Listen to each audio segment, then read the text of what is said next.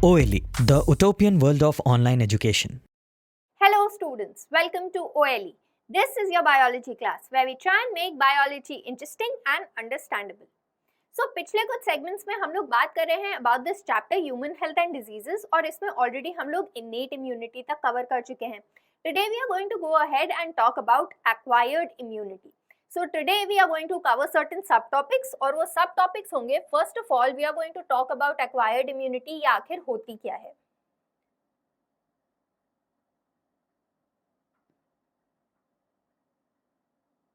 Right so we are just going to recap it क्योंकि already मैं ये बता भी चुकी हूँ कि एक्वायर्ड इम्यूनिटी और इनेट इम्यूनिटी क्या होती है, इनके बीच का डिफरेंस क्या होता है. Then we are also going to talk about the respective features of this kind of immunity. ठीक है, features which are related to this immunity as well as are different from what we have studied in innate immunity. तो उसकी बात कर लेंगे. Then we will talk about the components of acquired immunity. And when we are talking about the components of acquired immunity, actually ये बहुत ही basic and बहुत important दो components में categorized होती है. One is the humoral immunity.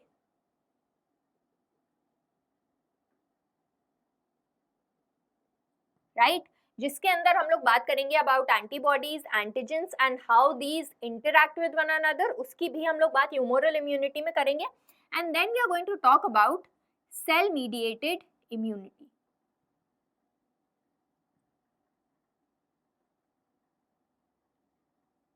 Right, so these are the two components which come under acquired immunity. तो इनकी अलग अलग बात कर लेंगे, कौन से cells in particular components या in particular immunity में मदद करते हैं उसकी बात कर लेंगे. Then finally we are going to talk about primary and secondary response.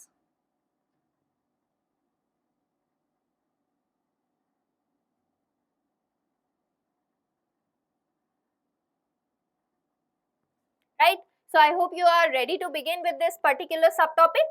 Let us now start. So सबसे पहले तो recap कर लेते हैं as to what is acquired immunity. So when we had talked about the differences between innate and acquired, तो हमने ये बोला था कि acquired immunity is acquired through life और तभी इसको नाम भी दिया गया है acquired immunity. Right, so when we talk about acquired immunity, it is the immunity which an organism gains throughout life. Through experience हम लोग एक्चुअली ये इम्यूनिटी गेन करते हैं, एक्वायर करते हैं in our life time, as opposed to innate immunity जो कि हम लोगों की बर्थ से ही प्रेजेंट होती है. Right, so when we talk about acquired immunity, पहला तो ये हो गया कि it is acquired through life.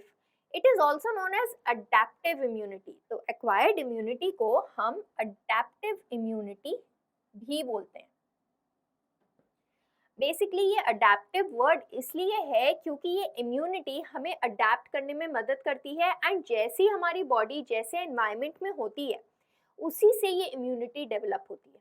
Right, so there is interaction of our body with the environmental agents और उसके थ्रू ये इम्यूनिटी डेवलप होती है and that is why it is also known as adaptive immunity. Right, as well as it is also called specific immunity.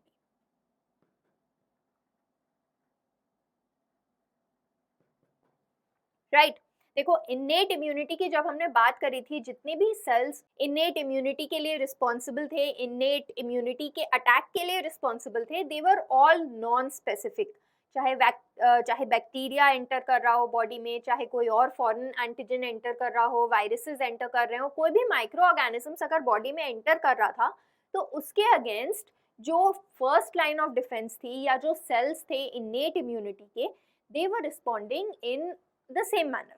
Right, कोई specificity नहीं थी कि इससे हमें अलग तरीके से लड़ना है, इससे हमें अलग तरीके से लड़ना है. नो, बट यहाँ पे बहुत स्पेसिफिक रिस्पॉन्स होता है. जैसा एंटीजन वैसा रिस्पॉन्स, जैसा एंटीजन वैसे ही सेल्स, पर्टिकुलर स्पेसिफिक सेल्स जाके रिस्पॉन्स देंगे. Right, so we are also going to talk about how acquired immunity is specific, but now let us look at the other features also. तो एक feature तो यही हो गया. When we are talking about the features, one feature is that it is highly specific. ठीक है ना, तो like for example अगर हम लोगों ने acquire की है immunity against chicken pox, ठीक है, हमारी लाइफ टाइम में अगर हमको चिकन पॉक्स हुआ, हमने उसके अगेंस्ट इम्यूनिटी एक्वायर कर ली है, उसके बाद जब नेक्स्ट टाइम हमें चिकन पॉक्स होगा तो ये इम्यूनिटी काम आएगी। लेकिन अगर मीजल्स हुआ तो क्या ये चिकन पॉक्स से एक्वायर की हुई इम्यूनिटी उससे भी लड़ पाएगी? No, it will be specific to only the antigen of the chicken pox, so it is highly specific. Then दूसरे कैरेक्टर्स क्या होंगे? देखो, जो ये acquired immunity होती है, it is highly diverse,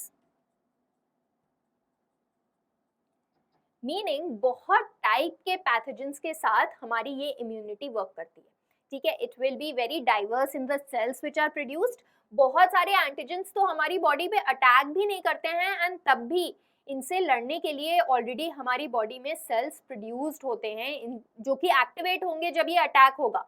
लेकिन अक्सर ये होता है कि बहुत सारे पैथोजेंस हमारी बॉडी को उतने अटैक ही नहीं करते हैं। So it is highly diversified. बहुत सारे पैथोजेंस के अगेंस्ट सेल्स हमारी बॉडी में प्रेजेंट होते हैं जो कि एक्टिवेट होंगे अगर वो पर्टिकुलर पैथोजन हमारे अंदर एंटर कर गया, राइट। नेक्स्ट, एक्वायर्ड इम्यूनिटी के अंदर ये भी कैपेबिलिटी होती है to differentiate between self and non self cells, right. और इसी में क्योंकि हमारी एक्वायर्ड इम्यूनिटी में ये कैपेबिलिटी होती है ना, इसी वजह से ग्राफ्ट रिजेक्शन भी होता है। ट्रांसप्लांट में अगर किसी ऑर्गन को ट्रांसप्लांट किया जाता है तो अक्सर हम लोग सुनते हैं कि रिजेक्शन हो गया, इम्यून सिस्टम ने उस पर्टिकुलर ग्राफ्ट या उस पर्टिकुलर ट्रांसप्लांट को रिजेक्ट कर दिया। दैट इज बिकॉज हमारी जो एक्वायर्ड इम्यूनिटी होती है ना, वो उस पर्टिकुलर ऑर्गन या ट्रांसप्लांट के अगेंस्ट एक्ट करने लगती है। देखो, जो भी ऑर्गन हम लोगों को बाहर से मिला होता है, लाइक फॉर एग्जाम्पल किसी पर्सन की अगर किडनी खराब हो गई है, राइट, और उसको नई किडनी की ज़रूरत है, तो सबसे पहले तो डॉक्टर्स क्या करते हैं, बहुत सारे टेस्ट करते हैं इन ऑर्डर टू नो कि आखिर ये किडनी जो खराब हुई है उस पर्सन की किडनी की क्या क्या आइडेंटिफिकेशंस हैं, कौन कौन से एंटीजेंस हैं, right. And then subsequently search शुरू होती है ऑफ द पर्टिकुलर किडनी जो कि ट्रांसप्लांट हो सकती है इस पर्टिकुलर ऑर्गेनिज्म में, राइट। अगर ये किडनी किसी भी ऑर्गेनिज्म से ले ली गई, किसी भी एनिमल से ले ली गई, किसी भी ऑर्गेनिज्म से ले ली गई, तो जाहिर सी बात है एक्वायर्ड इम्यूनिटी के पास ये कैपेबिलिटी है, वो जान जाएगा कि ये इस ऑर्गेनिज्म का सेल नहीं है and it will start attacking that organ. और इसीलिए एक कंपैटिबल डोनर चुना जाता है जिसके अगेंस्ट ये एक्वायर्ड इम्यूनिटी एक्ट ना करे या फिर नेग्लिजिबल एक्शन हो, राइट। सो अगेन इस कंपैटिबिलिटी को टेस्ट भी किया जाता है एंड फर्दर जब ट्रांसप्लांट हो जाता है तब भी इम्यूनोसप्रेसेंट्स खाने पड़ते हैं उस इंसान को, उस पेशेंट को अपनी पूरी लाइफ टाइम में, ताकि एक्वायर्ड इम्यूनिटी उस पर्टिकुलर ऑर्गन या उस पर्टिकुलर ट्रांसप्लांट के अगेंस्ट एक्ट ना करे, right. So I hope you are understanding कि ये वाली कैपेबिलिटी भी कितनी इंपॉर्टेंट है अपने और दूसरे के सेल्स में डिस्टिंग्विश करना, right. Now let us move on to the fourth and final and the most important feature of acquired immunity, and that is memory, right। देखो, होता क्या है ना, हमारी जब एक्वायर्ड इम्यूनिटी फर्स्ट टाइम किसी एंटीजन को पकड़ती है, उसकी तरफ अटैक करती है, राइट, तो वो रिस्पॉन्स काफ़ी स्लो होता है। लेकिन अब जब हम लोगों का इम्यून सिस्टम एक बार उससे लड़ चुका है तो वो प्रोड्यूस कर देता है memory in the form of cells, right. और अब जब नेक्स्ट टाइम यही एंटीजन बॉडी को फिर से अटैक करता है, these memory cells become activated और वो हाइटेंड रिस्पॉन्स शो करते हैं, क्विक रिस्पॉन्स शो करते हैं और पैथोजन को अटैक करके उसको वहीं पे खत्म कर देते हैं, right. So generally acquired immunity जब सेकेंड रिस्पॉन्स शो करती है या जो सेकेंड रिस्पॉन्स बनता है, जो मेमोरी बनती है, वो काफ़ी बार तो लाइफ टाइम तक रहती है। लाइक फॉर एग्जाम्पल तुम लोगों ने सुना होगा कि अगर चिकन पॉक्स एक बार हो जाए तो जनरली दूसरी बार नहीं होता है, या बहुत रेयर होता है, बहुत ही ज़्यादा रेयर होता है कि किसी को 2 बार चिकन पॉक्स हो, राइट।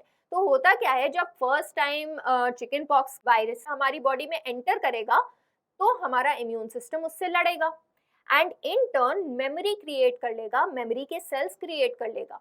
और अगर फिर से वही चिकन पॉक्स वायरस हमें अपनी लाइफ टाइम में कभी फिर से अटैक करता है तो उसके अगेंस्ट ये मेमोरी सेल्स, ये एक्वायर्ड इम्यूनिटी का सेकेंड रिस्पॉन्स शो होगा और फौरन होगा, इतनी जल्दी होगा कि कोई भी सिम्टम दिखने नहीं आएगा, right? So that is how memory is also created in acquired immunity, right? So I hope you have understood about these features of acquired immunity because they are extremely important, right? जब हम लोग acquired immunity की बात कर रहे हैं. Now let us move on to the components of acquired immunity. तो यहाँ पे दो components हम लोग already लिख चुके हैं. There is humoral immunity and there is cell mediated immunity. Humoral immunity की जब हम लोग बात करते हैं, this is because of the B cells. B cells actually antibodies produce करते हैं and उसकी वजह से हमें मिलती है humoral immunity. जबकि cell mediated immunity is because of the T lymphocyte cells, right? जो टी सेल्स होते हैं वो सेल मीडिएटेड इम्यूनिटी शो करते हैं, right? Now let us look into the detail of these two kind of या these two components of acquired immunity. Alright, so moving on.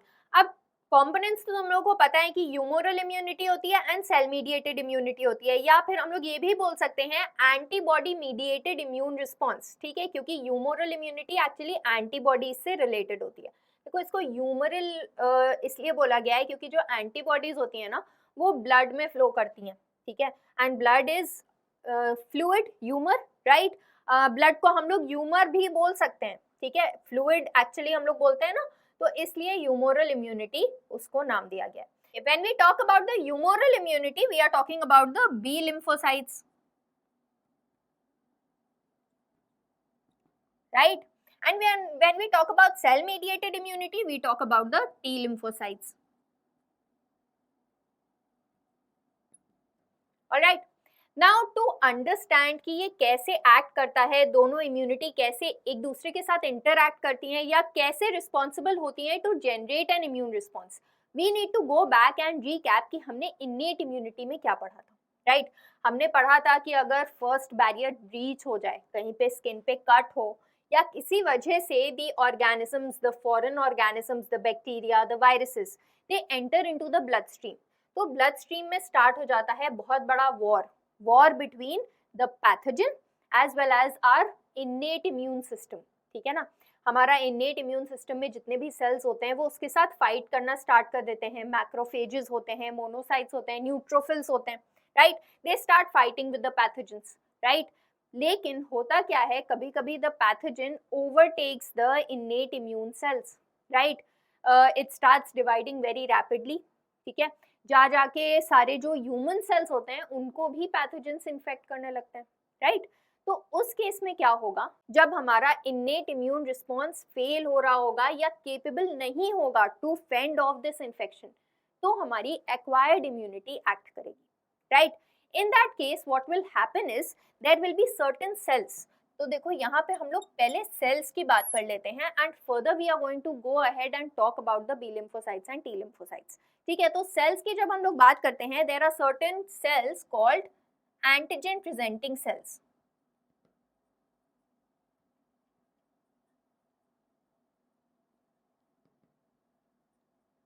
ठीक है ना?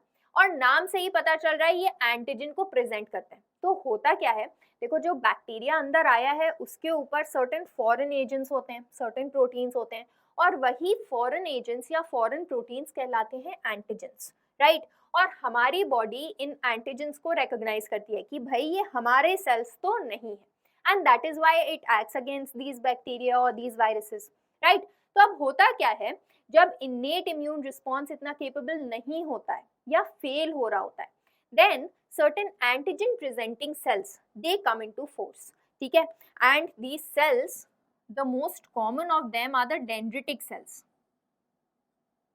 ठीक है ना? These are called as the dendritic cells, ठीक है? इनिशियली ये जो dendritic cells होते हैं ना, ये हमारे lymph nodes में, spleen में, जो thymus के organs होते हैं ना उसमें present होते हैं, right? Now when they are needed for response, तो क्या होता है, ये वहाँ पे site of infection पे जाते हैं, they migrate to the site of infection. So these dendritic cells, they are going to go to the site of infection,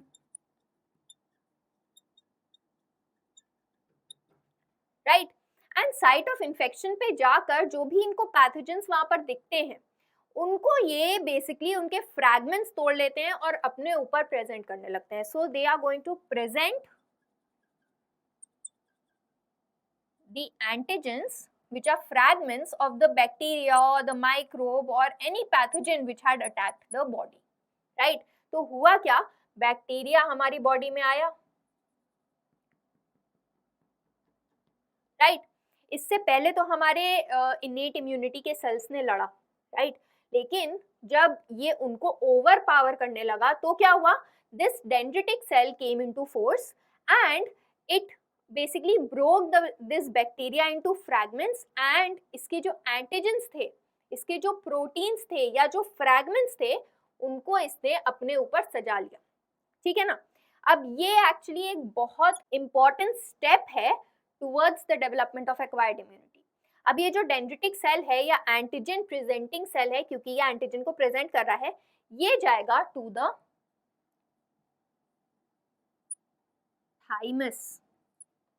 thymus में क्या है, थाइमस में होते हैं टी लिम्फोसाइट्स। एक्चुअली ये जो टी लिम्फोसाइट्स हैं, ये बी लिम्फोसाइट्स हैं, या जितने भी ये सेल्स हैं ना, डेंड्रिटिक सेल्स हैं, ये बोन मैरो में प्रोड्यूस होते हैं, ठीक है? सभी बोन मैरो में प्रोड्यूस होते हैं, जबकि बहुत सारे ऐसे सेल्स होते हैं जो प्रोड्यूस होने के बाद मैच्योर होने के लिए अलग अलग ऑर्गन्स में चले जाते हैं।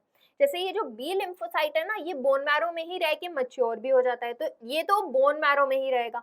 लेकिन ये जो टी लिम्फोसाइट है, बनता तो बोन मैरो में है, लेकिन मैच्योर होने के लिए थाइमस में चला जाता है, right? We are going to talk more about this when we talk about the lymphoid organs, तो वहां पे अच्छे से ये समझ में आ जाएगा। बहरहाल अभी तुम ये याद रखो कि थाइमस में डेंड्रिटिक सेल्स जाते हैं with the antigens which are present on them to the T lymphocytes, जो कि ऑलरेडी थाइमस में प्रेजेंट है, right? So now it activates the T lymphocytes,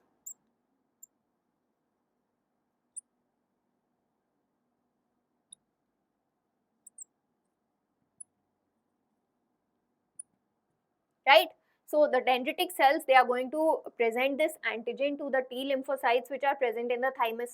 अब देखो T lymphocytes thymus में बहुत सारे हैं and they are all very specific to a particular antigen. तो ये जो antigen है उसके हिसाब से ही जो T lymphocyte होगा वो activate होगा, ये नहीं कि सारे एक साथ हो गए, no, they are very specific to the kind of antigen. तो ये जो pink antigen है, right, जैसा भी ये antigen होगा उसी के हिसाब से उसका स्पेसिफिक टी लिम्फोसाइट एक्टिवेट हो जाएगा एंड सब्सिक्वेंटली ये अपने क्लोन्स बनाना स्टार्ट करेगा, बहुत सारे सेल्स बनाएगा और उन सेल्स के बेसिक 3 टाइप्स होंगे। There will be the cytotoxic sales,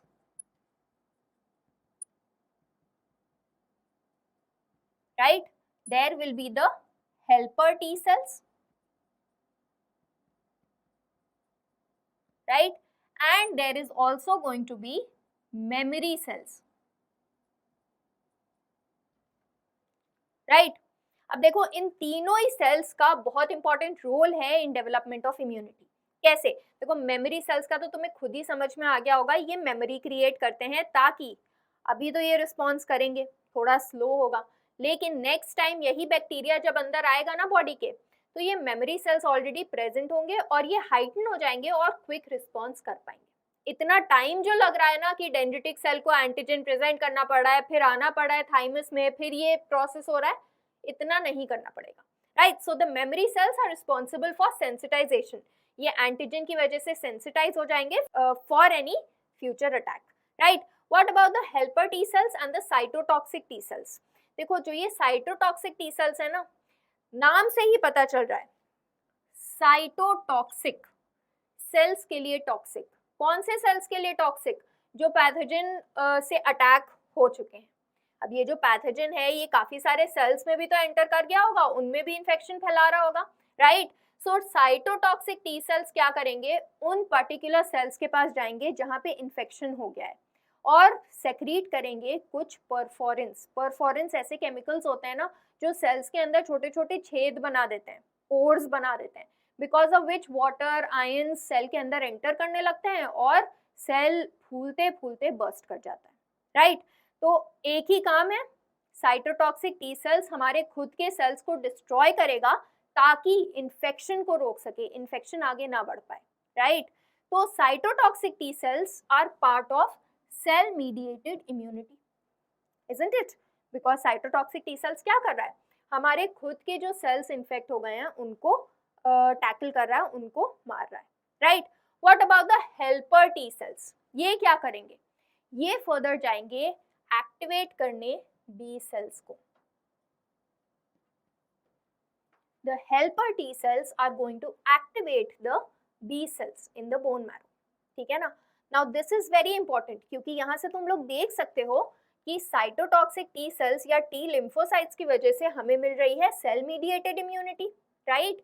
and as soon as the helper T cells activate the B cells, तो यहाँ पे प्रेजेंट होती है ह्यूमोरल इम्यूनिटी, क्योंकि बी सेल्स जब एक्टिवेट होंगे they will also produce clones. जैसे टी लिम्फोसाइट्स ने अपने क्लोन्स बनाए ना, 3 टाइप के सेल्स बनाए, राइट? वैसे ही बी सेल्स भी सेल्स बनाएंगे, जल्दी जल्दी प्रोलिफरेट करने लगेंगे. और बी सेल्स बनाएंगे 2 kind of cell. What will be those 2 kind of cells? They will be the plasma cells and the memory cells.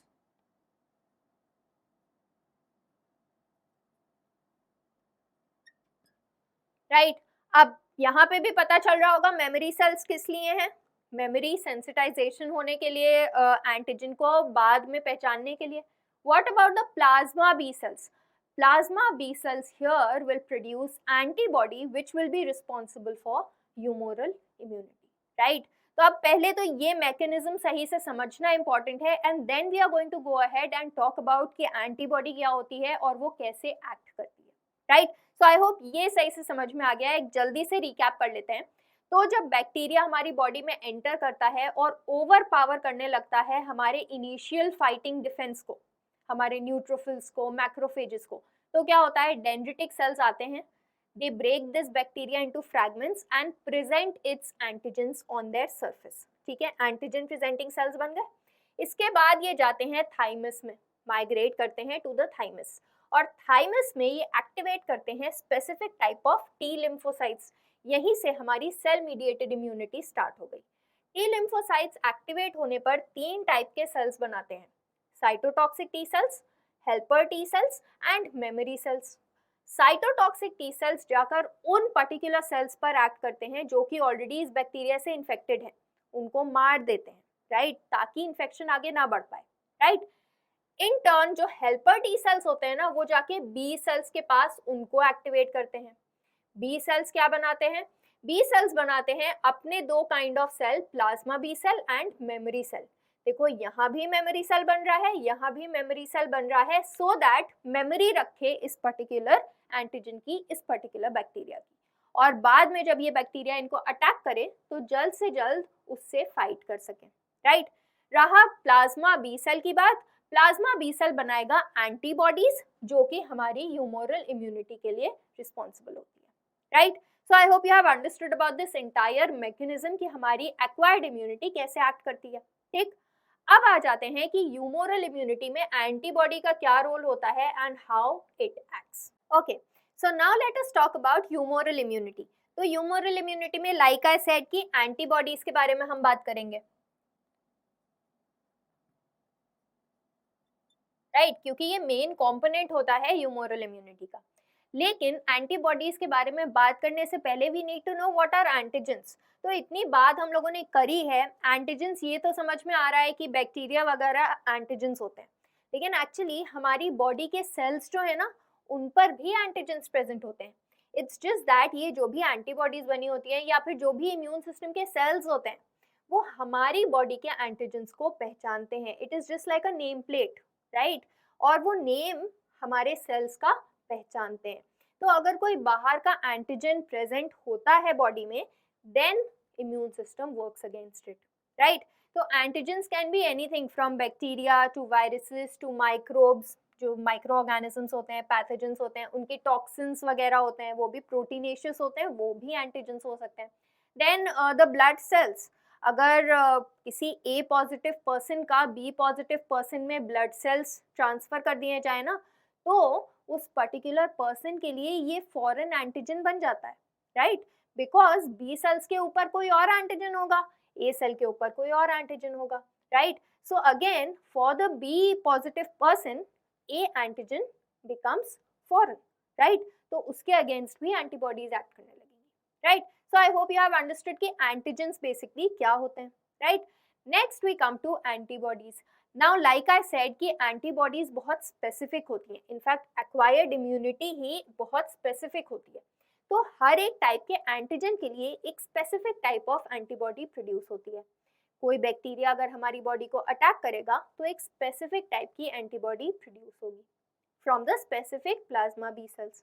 Right. So I hope you have understood about this also. अब antibodies होती क्या है? इनको actually हम लोग इम्यूनोग्लोब्युलिन्स भी बोलते हैं.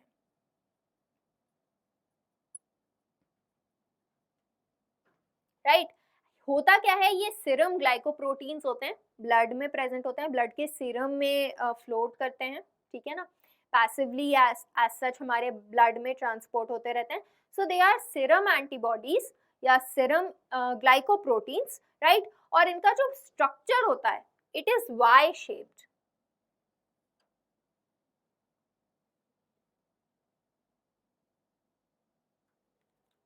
वाई शेप्ड स्ट्रक्चर होता है.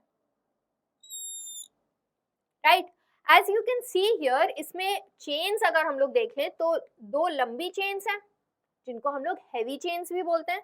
सो these two here are the heavy chains. Right. और दो छोटी चेन्स होती हैं. These two here are the light chains. तो अगर हम लोग एंटीबॉडी को रिप्रेजेंट करना चाहें ना तो हम लोग लिख सकते हैं H2L2 referring to 2 heavy chains and 2 light chains. ठीक है ना. अच्छा, अब ये जो पूरी एंटीबॉडी है ना, उसका जो ये रीजन होता है, ठीक है, यहीं पे एंटीजन बाइंड करता है. ठीक है, या ये एंटीबॉडी एंटीजन को यहीं से जाके बाइंड करती है. तो ये जो स्ट्रक्चर है ना, यही स्पेसिफिक होता है पर्टिकुलर एंटीजन के लिए. Like for example I just give you a very simple example ताकि तुम समझो. यहाँ का अगर स्ट्रक्चर कुछ ऐसा है, राइट, तो शेप जो होना चाहिए एंटीजन का to bind to this should be like this. Right. या फिर अगर यहाँ का structure is somewhat of this kind, तो जो स्पेसिफिक एंटीजन होना चाहिए वो कुछ ऐसे शेप का होना चाहिए, गोल होना चाहिए. Right. So I am just showing you this to make you understand कि कैसे ये जो रीजन होता है वो स्पेसिफिसिटी शो करता है ऑफ अ पर्टिकुलर एंटीजन. ठीक है ना. मतलब इसको सही से समझने के लिए I have drawn the structures to make you understand. ठीक है. अब जब हम लोग ये एंटीबॉडीज की बात करते हैं, there are 5 classes of antibodies. There is IgA, IgD, IgE, IgG and IgM. ठीक है. ये 5 क्लासेस होते हैं एंड अलग अलग टाइम पे या टाइमली जो भी रिस्पॉन्स होता है ये अलग अलग शो करते हैं. जैसे IgA जो होता है ना, वो जनरली हमारे बॉडी फ्लूइड्स में, टीयर्स में प्रेजेंट होता है, कोलोस्ट्रम में प्रेजेंट होता है. ठीक है ना. IgD की अगर हम लोग बात करें, ये टॉक्सिन्स और एलर्जेंस के अगेंस्ट इम्यूनिटी शो करता है. ठीक है. IgE की बात करें, इसकी हम लोग बात करेंगे again in allergic reactions also. Hyper sensitivity reactions जो होते हैं ना, वो IgE की वजह से होते हैं. ठीक है. वहाँ पे इनफैक्ट ज़्यादा क्लियर होगा कि कैसे IgE एंटीबॉडी रिस्पॉन्सिबल होते हैं in hyper sensitive immune response. Then IgG की अगर बात करें तो जो मैटरनल एंटीबॉडीज़ होती हैं, जो प्लेसेंटा को क्रॉस करके बेबी के साइड जाती हैं और बेबी को इनेट इम्यूनिटी प्रोवाइड करती हैं, वो IgG होती है. इनफैक्ट ये पैसिव इम्यूनिटी प्रोवाइड करती है for a period of around 6 months. ठीक है. 6 मंथ्स के लिए IgG it provides passive immunity to the foetus. Then IgM की अगर बात करें, ये लार्जेस्ट एंटीबॉडी होती है एंड इनफैक्ट जब ये एक्वायर्ड इम्यूनिटी का रिस्पॉन्स होता है ना, बी लिम्फोसाइट्स एंटीबॉडीज प्रोड्यूस करते हैं, तो ये फर्स्ट प्रोड्यूस होती है. ठीक है ना. तो I hope you are understanding कि सारी ही क्लासेस बहुत इंपॉर्टेंट होती है. राइट. तो ये तो बात हुई एंटीबॉडीज की. एंड यू ऑल्सो नो कि ये स्पेसिफिक होती हैं for a particular type of antigen. तो समझना ये भी है कि कैसे एंटीजन और एंटीबॉडी का रिएक्शन होता है, इंटरैक्शन होता है, ताकि एंटीजन को पूरी तरह से खत्म कर दिया जाए और उसे न्यूट्रलाइज किया जाए. So now let us move on to how an antibody reacts or interacts with an antigen. Alright, so for example, if this here is the antigen, ठीक है, कोई भी बैक्टीरिया हो सकता है, वायरस हो सकता है, like I said any foreign particles which have come into the body, ठीक है ना। अब जब एंटीबॉडीज प्रोड्यूस होंगी तो जो उनका एक्शन होगा ना वो कुछ स्टेप्स में होगा। तो सबसे पहले तो जो एंटीबॉडीज हैं उनका shape was like this, right, and like I said ये वाला जो रीजन होता है यहाँ पे एंटीजन बाइंड करता है। तो तुम देख ही सकते हो कि मल्टीपल साइट्स हैं जहाँ पे एंटीजन बाइंड कर सकता है, ठीक। तो अब होगा क्या, these antibodies which have been produced, right, they are going to neutralize the antigen। तो पहला स्टेप होगा न्यूट्रलाइजेशन। तो होगा क्या, ये एंटीबॉडीज आएंगी और बाइंड कर जाएंगी एट द टॉक्सिक साइट्स, जो भी इन एंटीजेंस की टॉक्सिक साइट होंगी ना उन पर बाइंड कर जाएंगी, उनको कवर कर लेंगी। बिकॉज ऑफ विच जो ये अब वायरुलेंट स्ट्रेन थी, इन्फेक्शियस स्ट्रेन थी, वो नॉन वायरुलेंट हो जाएगी, न्यूट्रलाइज हो जाएगी। अब ये आगे इन्फेक्शन नहीं कॉज कर पाएगी, ठीक है। तो पहला स्टेप हो गया न्यूट्रलाइजेशन। अच्छा देखो, एक इम्पॉर्टेंट चीज ये है कि ये जो एंटीबॉडीज प्रोड्यूस हुई है ना, ये सिर्फ टैग कर सकती हैं इन एंटीजेंस को, ताकि बाकी के सेल्स आके इनको डिस्ट्रॉय कर सकें। इनका डिस्ट्रक्शन में आज सच हाथ नहीं है, ठीक है। They are just enhancing the recognition of these antigens, ठीक है, पकड़ के रखेंगी ताकि जो हमारे मैक्रोफेजेस हैं, जो एक्चुअली लार्जर सेल्स हैं, लार्जर फेगोसाइटिक सेल्स हैं, वो आकर इनको खा सकें, इनको न्यूट्रलाइज करके इनको खत्म कर सकें, ठीक है। तो ये है एंटीबॉडी का काम। तो पहले इन्होंने न्यूट्रलाइज किया, टॉक्सिक साइट्स को कवर कर लिया। नेक्स्ट स्टेप में it is going to cause agglutination. Agglutination का क्या मतलब होता है, इसका मतलब होता है clumping. So like I said, एक एंटीबॉडी एक से ज्यादा एंटीजन से बाइंड कर सकती है, ठीक है। तो ये एंटीबॉडीज जो है ना, ये बाइंड करेंगी और एंटीजन्स को एक साथ रखेंगी, क्लम्प कर देंगी एक दूसरे में, ठीक है ना। अब देखो, जब ये क्लम्प हो गया तो ये कहीं भी भाग नहीं सकता है, किसी और सेल को इन्फेक्ट नहीं कर सकता है, ना ही ब्लड स्ट्रीम के थ्रू कहीं और जा सकता है, राइट। सो एग्लूटिनेशन हो गया, ठीक। नेक्स्ट फाइनली ये करेंगी इसको टैग, जैसे कि झंडा नहीं होता है, तो ये एक लाल झंडे का काम करेंगी, समझ लो, टैग कर देंगी ताकि इसका इन्हांसमेंट हो जाए, ये रिकग्नाइज कर सके मैक्रोफेजेस, और मैक्रोफेजेस यहाँ पे आके इनको पूरी तरह से खत्म कर सके, इनको पूरी तरह से फेगोसाइटोस कर सके। So the third step is opsonization,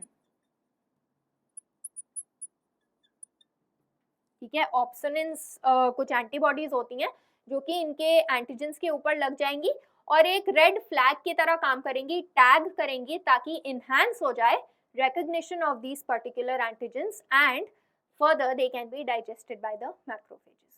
So these are the three main steps in antibody antigen interaction. I hope ये समझ में आ गया, right? Next we move on to the last subtopic which is primary and secondary response. अब इतना सब जब कर लिया है तो ये I think समझ में आ ही गया होगा, जो प्राइमरी रिस्पॉन्स होता है ना, उसमें इतना सब कुछ होना पड़ता है। एंटीजन प्रेजेंटिंग सेल्स होते हैं, फिर वो थाइमस के पास जाते हैं, टी लिम्फोसाइट्स को एक्टिवेट करते हैं, which in turn activate the B lymphocytes. काफ़ी टाइम लगता है, स्लो होता है और डिक्लाइन भी करता रहता है रैपिडली, ठीक है। तो जो फर्स्ट या प्राइमरी रिस्पॉन्स होता है, it is a slow response to the attacking agent, जबकि क्योंकि फर्स्ट रिस्पॉन्स के बाद मेमोरी सेल्स बन गए होते हैं, memory cells, memory T cells as well as the memory B cells, right. तो जब वही एंटीजन हमारी बॉडी पे फिर से अटैक करता है तो secondary response comes into force. Secondary response को हम लोग एमनेस्टिक रिस्पॉन्स भी बोलते हैं।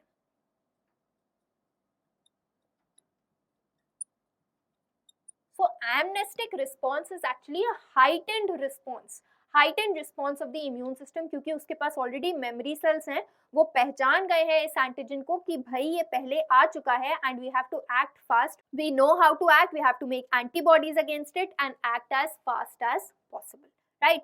सो that is what is secondary response, जहां पर जल्द से जल्द एक क्विक रिस्पॉन्स होता है अगेंस्ट द सेम एंटीजन जिसने प्राइमरी रिस्पॉन्स को कॉज किया था, right. So I hope you have entirely understood antibodies as well as primary and secondary response. With this we come to the end of this lecture on acquired immunity. In the next class, we are going to further talk about immunity in terms of the immune system as well as active and passive immunity, जो इसका actually part है, right? Till then, revise all this. Stay tuned. Thank you.